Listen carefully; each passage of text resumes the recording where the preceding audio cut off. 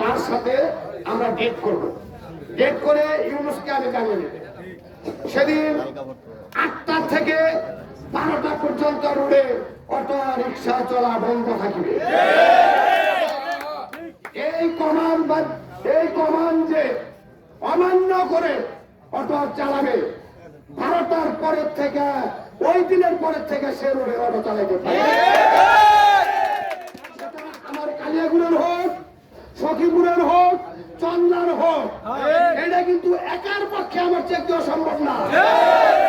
আপনারা সকলে একমত থাকবেন।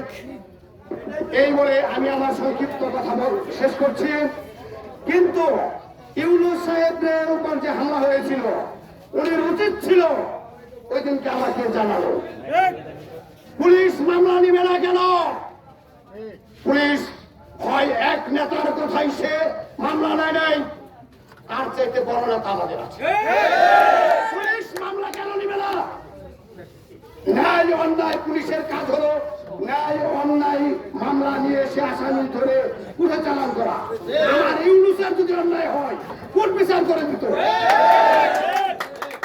এটা ইউনুসকে আবার বলে, তোমার প্রতি যদি কোনো কখনো অন্যায় অবিচার হয় তাৎক্ষণিক তুমি আমাকে জানাবে। আমি আর কিছু বলবো না। আমি আমার সংক্ষিপ্ত বক্তব্য এখানে শেষ করছি। আপনারা কেউ ভয় পাবেন না, ভয় পাওয়ার কিছু নাই।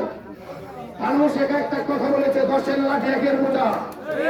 এই অটো চালক মালিক আমরা সংখ্যায় বেশি, আমাদের সামনে 200 কিছু না।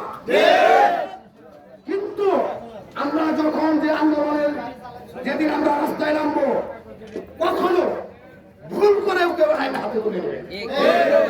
সামনের কাতারে থাকবো।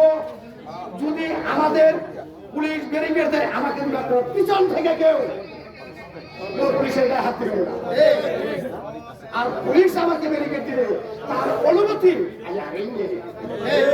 আপনারা সবাই ভালো থাকুন। সকলকে সুস্বাস্থ্য কামনা করে আমি আমার সংক্ষিপ্ত বক্তব্য শেষ করছি। খোদা হাফেজ। বাংলাদেশ জিন্দাবাদ।